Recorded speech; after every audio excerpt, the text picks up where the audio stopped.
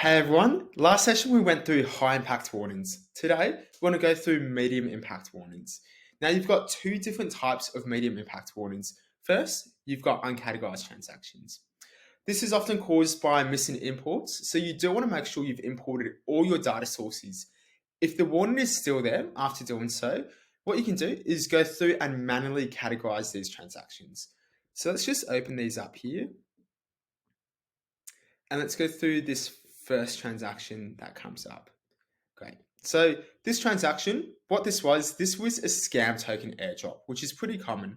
We obviously don't want to include or interact with these types of tokens. So what we can do is we can categorize this as an ignore in transaction. So what I do, go ahead, click advanced, and where I see ignore in, great, and just click that.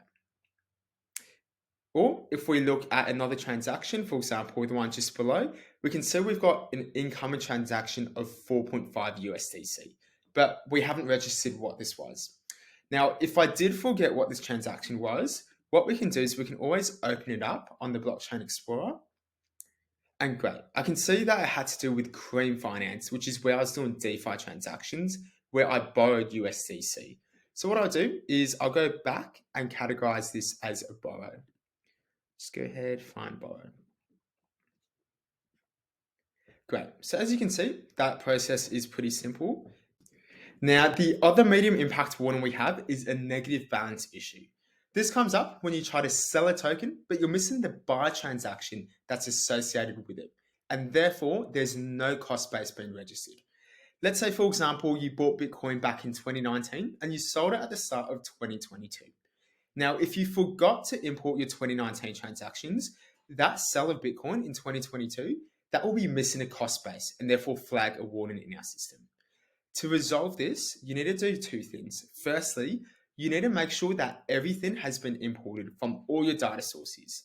Secondly, you need to make sure that every transaction has been correctly categorized. So as this user, I know that I've imported all my data sources and I've double checked. So what it means next, I need to make sure that every transaction is correctly categorized. Let's click on the negative balance transactions here to see what comes up. Okay, great. We can see that we've got 7 negative balance warnings, all on BNB. So what that means is we're trying to use the BNB token without having acquired it in the first place. So I want to go through all my BNB transactions and just make sure that everything has been categorized. So I'm just going to reset filters, just going to filter out by BNB and click apply. And great.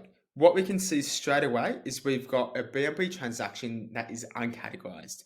Now, if I look at my transaction history back on the 15th of February at the start of this year, I can see that I actually purchased BNB at this time on this day. So what I do, I'll just go ahead and categorize that as a buy. And once that's updated, you should see all these negative balance warnings here disappear.